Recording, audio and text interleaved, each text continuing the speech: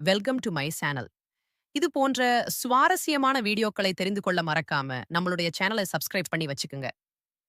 என்னுடைய பெயர் ராமன். நான் 12ஆம் வகுப்பு வரை தனியார் பள்ளியில படித்தேன். அதன் பிறகு அம்மா என் மேல் படிப்பை நிறுத்திவிட்டார். நான் எங்க அம்மாவுடன் தனியாக வசித்து வந்தேன். எங்க அப்பா ஒரு விபத்தில் இறந்து விட்டாரு. எங்க அம்மா என்னை ஒரு பெரிய முதலாளியிடம் அழைத்துச் சென்று வீட்டு வேலை செய்யும் வேலையை வாங்கி தந்தார். முதலாளி அம்மாவுக்கு கிட்டத்தட்ட 65 வயது. அவள் தன் வயதை விட மிகவும் இளமையாகவே தெரிந்தார். அவள் வீட்டில் அவளைத் தவிர வேறு யாரும் இல்லை. என் அம்மா தினமும் என்னை முதலாளி அம்மாவின் வீட்டில் விடுவார். பின்னர் அழைத்துச் செல்வார். இன்று மாலை அம்மா என்னை அழைத்துச் செல்ல வரவில்லை. நான் நீண்ட நேரம் அம்மாவுக்காக காத்திருந்தேன். நான் வாசலில் நின்று கொண்டிருப்பதை கண்ட முதலாளி அம்மா என் அருகில் வந்து, "உன் அம்மா இன்று உன்னை அழைத்துச் செல்ல வரமாட்டாள் என்று நினைக்கிறேன். அதனால் அவளுக்காக காத்திருப்பதற்கு பதிலாக வீட்டிற்கு வா" என்றார். முதலாளி அம்மா சொன்னபடி நான் அவருடைய வீட்டிற்குள் சென்றேன். முதலாளி அம்மா இப்போது சாப்பிடும் நேரம் ஆகிவிட்டது. அதனால் வா, என்னுடன் நீயும் சாப்பிடு என்றார்.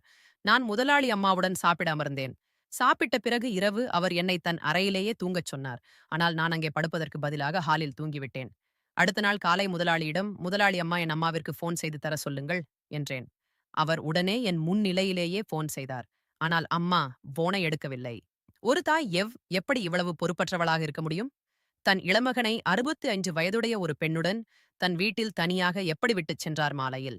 முதலாளி அம்மாவிடம் கெஞ்சி தன்னை வீட்டிற்கு அழைத்துச் செல்ல சொன்னேன். வீட்டிற்கு வந்து பார்த்தால் எங்கள் வீட்டில் பூட்டு போடப்பட்டிருந்தது. அம்மா எங்கே போனாள் என்று எனக்கே தெரியவில்லை. அதனால் விரும்பாமலேயே மீண்டும் முதலாளி அம்மாவின் வீட்டிற்கு வர வேண்டியிருந்தது. கண்ணிமைக்கும் நேரத்தில் 15 நாட்கள் கடந்துவிட்டன. ஆனால் அம்மா என்னை அழைத்துச் செல்ல வரவில்லை. ஒரு நாள் முதலாளி அம்மா என்னை சந்தைக்கு அழைத்துச் சென்றார். அவர் எனக்காக நிறைய உடைகள் வாங்கினார்.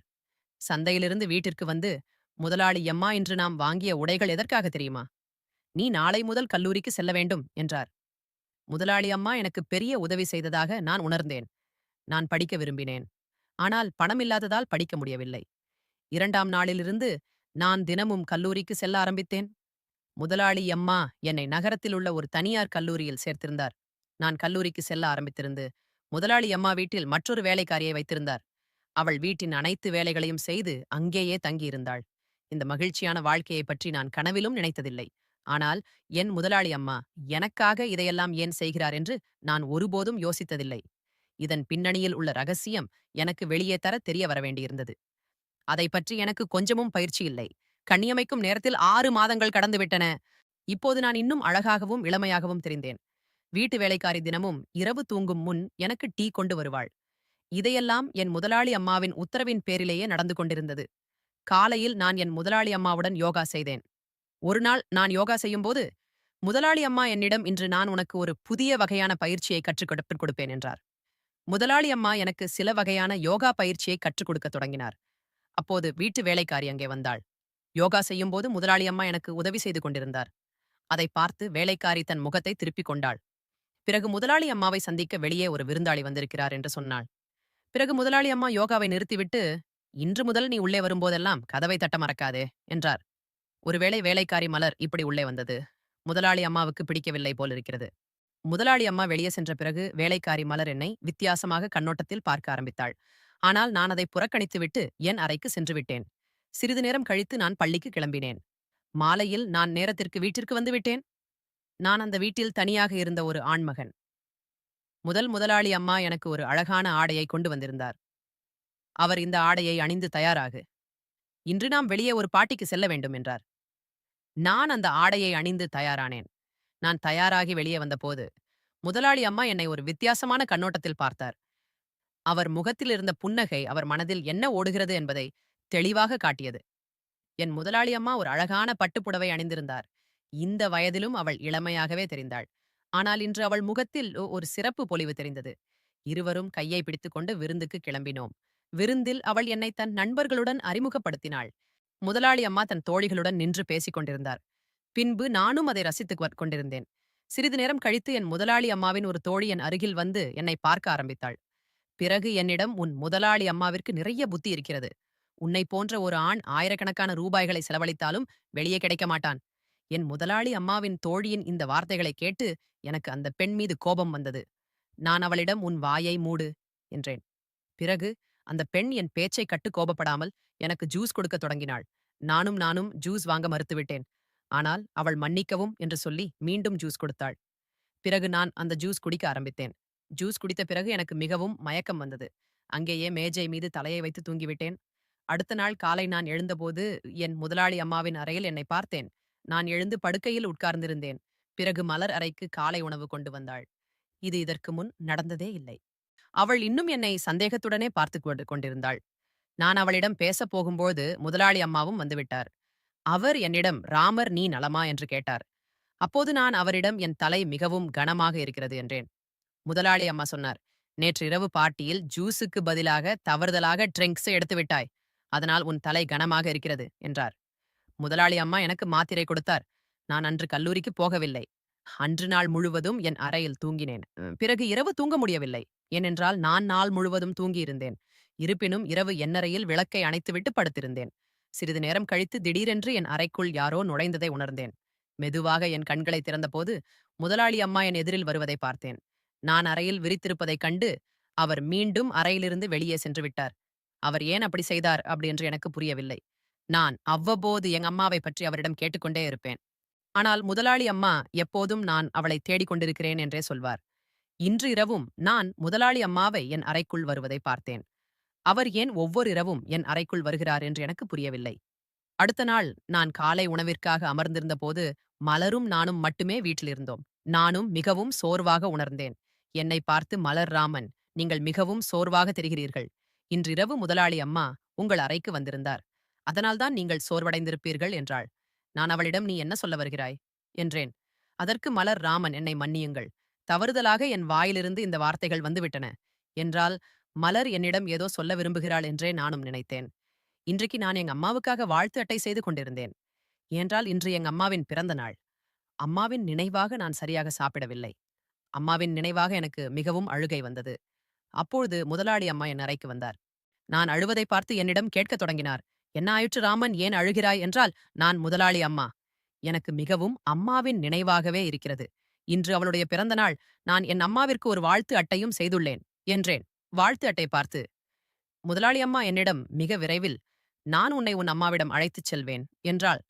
பிறகு முதலாளி அம்மா எதுவும் சொல்லாமல் என் அறையிலிருந்து வெளியே சென்று விட்டார். நானும் இன்று இரவு முழுவதும் தூங்கவில்லை. அதனால் நான் எழுந்து சமையலறைக்கு சென்று கொஞ்சம் தண்ணீர் குடித்தேன். பிறகு சமையலறை ஜன்னல் வழியாக வெளியே பார்த்தேன். அங்கே என் முதலாளி அம்மா தனது உடலில் போர்வையை போர்த்திக் கொண்டு ஒருவருக்கு ஒரு கட்டுப்பணத்தை கொடுத்து கொண்டிருந்தார். நான் ஜன்னலுக்கு அருகில் சென்று பார்த்தபோது பணம் வாங்கியவர் வேறு யாரும் இல்லை, என் அம்மாதான். ஆனால் ஏன் இவ்வளவு பணம் வாங்கிக் கொண்டிருந்தார் எனக்கு புரியவில்லை. நான் என் அம்மாவை நினைத்து தினமும் அழுவதை முதலாளி அம்மா அறிந்திருந்தார். அவர் எங்க அம்மாவை என்னை சந்திக்க வைக்கிறேன் என்று சொல்லிவிட்டு ஏன் அவருக்கு பணம் கொடுத்து கொண்டிருந்தார்? எங்க அம்மாவுக்கும் முதலாளிக்கும் இடையில என்ன நடந்து கொண்டிருந்தது என்று எனக்கு எதுவும் புரியவில்லை. நான் அம்மாவை அழைக்கலாம் என்று நினைத்தேன். அப்போது அம்மா இங்கிருந்து பணத்தை எடுத்துக்கொண்டு சென்று விட்டார். முதலாளி அம்மா வீட்டிற்குள் வருவதற்கு முன்பு நான் விரைவாக படுத்துவிட்டேன். சிறிது நேரம் கழித்து முதலாளி அம்மா வீட்டிற்குள் வந்து விட்டார். பிறகு அவர் என் அறைக்கு வந்தார். அந்த நேரத்தில் நான் என் கண்களை இறுக்கமாக மூடிவிட்டேன். முதலாளி அம்மா என் அறைக்கு வந்து சிறிது நேரம் எட்டி பார்த்துவிட்டு பிறகு அவர் அறையிலிருந்து வெளியேறுவதும் நானும் நடுங்க ஆரம்பித்தேன். கடந்த சில மாதங்களாக முதலாளி அம்மா என்னுடன் என்ன செய்து கொண்டிருந்தார்? அவர் இனிமையாக பேசி ஏன் என்னை தன் வீட்டில் வைத்திருந்தார்? இப்போது எனக்கு முன்னால் பல கேள்விகள் எழுந்திருந்தன. காலையில் நான் எழுந்தபோது என் உடல் காய்ச்சலால் கொதித்தது. பிறகு முதலாளி அம்மா டாக்டரை வீட்டிற்கு அழைத்து வந்து வீட்டிலேயே எனக்கு பரிசோதனை செய்தார். டாக்டர் எனக்கு சில மருந்துகளை கொடுத்துவிட்டு சென்றார். முதலாளி அம்மா இன்று அவர் ஆபீஸுக்கு செல்லவில்லை. அவள் நாள் முழுவதும் என்னை பார்த்து கொண்டே இருந்தார். அவர் என்னிடம், "நீ எப்படி இப்படி நோய்வாய்ப்படலாம்? எனக்காக நீ சீக்கிரம் நன்றாக ஆக வேண்டும்" என்று சொன்னாள். முதலாளி அம்மாவின் இத்தகைய பேச்சைக் கேட்டு நானும் மிகவும் ஆச்சரியமடைந்தேன். உண்மையில் அவர் என்ன சொல்ல வந்தார் அப்படியென்று எனக்கு புரியவில்லை. பிறகு 4 நாட்கள் கழித்து எனக்கு உடல் நலம் தெரியது. நான் இரவில் அம்மாவும் முதலாளியும் சந்தித்ததை பார்த்தேன். நான் இதுவரை முதலாளி அம்மாவிடம் இதை பற்றி எதுவும் கேட்கவில்லை. ஏனென்றால் நான் அவர்களின் உண்மையை அறிய விரும்பினேன். கடந்த சில நாட்களாக என் இரவு தூக்கம் கெட்டுப்போனது. ஒவ்வொரு காலையிலும் நானும் சோர்வாக உணர்ந்தேன். இன்றிரவு நான் தூங்கும்போது வழக்கம் போல் இன்றும் நள்ளிரவில் என் அறையில் கதவு திறந்தது. அறையில் மங்கலான வெளிச்சம் எரிந்து கொண்டிருந்தது. மற்ற எல்லா இடங்களிலும் இருட்டாக இருந்தன. கதவு திறந்து மீண்டும் மூடிக்கொண்டது. சில நொடிகளில் யாரோ என் அருகில் படித்திருப்பதை உணர்ந்தேன். அப்போது என் கண் திறந்து விரைவாக எழுந்து அறையின் விளக்கை எரியச் செய்தேன். பிறகு மலர் என் படுக்கையில் படுத்திருப்பதை பார்த்தேன். கோபத்துடன் அவளிடம், நீ என்னுடன் என்ன செய்து கொண்டிருந்தாய் என்று கேட்டேன். நான் இவ்வளவு சொன்னதும் மலர் எழுந்து நின்றாள். பிறகு நான் அவனிடம், உன் இந்த செயலை நான் முதலாளி அம்மாவிடம் சொல்வேன் என்றேன். நான் இவ்வளவு சொன்னதும் மலரின் வாயிலிருந்து உண்மை வெளிவந்தது. நீ ஒவ்வொரு இரவும் சந்தோஷமாக உன் முதலாளி அம்மாவுடன் இரவை கழிக்கிறாய். நீ ஒரு இரவு என்னுடன் கழித்தால் என்ன ஆகிவிடும் என்று கூறினாள். அவள் இவ்வளவு சொன்னதும் நான் அவளிடம், நீ என்ன பேசுகிறாய் என்று கேட்டேன். பிறகு அவளும் பேசத் தொடங்கினாள். நான் தினமும் இரவுதான் பார்க்கிறேன். முதலில் முதலாளி அம்மா நள்ளிரவில் உன் அறைக்கு வந்து நேரம் செலவழித்துவிட்டு செல்கிறார். எனக்கு எல்லாம் புரிகிறது. நீயும் முதலாளி அம்மாவுக்கு வேலைக்காரன் தான் என்றும், ஒரு வேலைக்காரன் மீது இப்படி யாரும் கருணை காட்ட மாட்டார்கள் என்றும் எனக்கு தெரியும். உன் அழகை முதலாளி அம்மா பயன்படுத்திக் கொண்டிருக்கிறாள். நீ அந்த கிழவிக்கு ஒரு நல்ல மனதை மகிழ்விக்கும் பொம்மை என்று கூறினாள். அவள் வார்த்தைகள் மீது எனக்கு மிகவும் கோபம் வந்தது.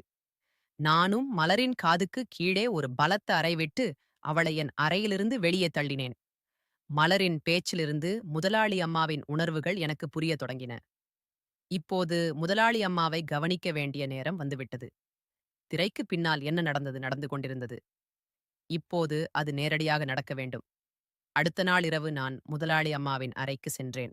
அவருடைய அறையில் எல்லா இடமும் இருட்டாக இருந்தது. நான் மெதுவாக முதலாளி அம்மாவின் அறையில் சென்றேன். நான் அவருடைய கையை பிடித்தேன். அப்போது முதலாளி அம்மா தன் அறையில் விளக்கை எரியச் செய்தார். முதலாளி அம்மா என்னை பார்த்து, நீ இங்கு என்ன செய்து கொண்டிருக்கிறாய்? ராமன், நீ சுயநினைவில் இருக்கிறாயா? நீ என்ன தவறு செய்கிறாய் என்றார். அப்போது நான் முதலாளி அம்மாவிடம், நான் தவறு செய்கிறேன் என்றால், அந்த இரவு இருளில் மறைந்து என் அம்மாவுக்கு நீங்கள் பணம் கொடுப்பதும், இரவில் எனக்கு வந்து என் அருகில் உட்கார்ந்திருந்து என்னை பார்ப்பதும் என்ன? என்னை போன்ற ஒரு வேலைக்காரனுக்கு நீங்கள் இவ்வளவு பெரிய உதவி எப்படி செய்ய முடியும்? உங்கள் மனதில் ஏதேனும் எதிர்பார்ப்பு இல்லாமல் இவை அனைத்தையும் செய்ய முடியாது என்றேன். பின்னர், தயவு செய்து என் அம்மாவை என்னிடம் சந்திக்க வையுங்கள் என்றேன். நான் இவ்வளவு சொன்னதும், முதலாளி அம்மா, உன் அம்மாவுக்காக இந்த நிலைக்கு நீ செல்வது சரியில்லை, ராமன் என்றார். பிறகு முதலாளி அம்மா ஒரு உண்மையை சொன்னார்கள். உன் தந்தை இறந்த பிறகு உன் அம்மா உன்னை வளர்க்க கஷ்டப்பட்டாள். அதனால் அவள் உன்னை விற்க முடிவு செய்தாள். ஆனால் எனக்கு உண்மை தெரிந்ததும், நான் உன் அம்மாவை அழைத்து, அவள் கேட்ட அளவுக்கு நான் அவளுக்கு பணம் கொடுத்தேன். நான் உன்னை என் மகனாக ஏற்றுக்கொண்டேன். உன் அம்மாவின் மீது உனக்கு இவ்வளவு அன்பு இருப்பதைக் கண்டு இந்த உண்மையை சொல்ல விரும்பவில்லை. எந்த ஒரு ஆணின் இதயத்திலும் தன் அம்மாவின் மீது வெறுப்பை நான் உருவாக்க விரும்பவில்லை. நான் என் மகனையும் ஒரு கணவரையும் விபத்தில் இழந்துவிட்டேன். கடவுள் எனக்கு நிறைய செல்வம் கொடுத்திருக்கிறார். ஆனால் அந்த சொத்துக்கு வாரிசு இல்லை.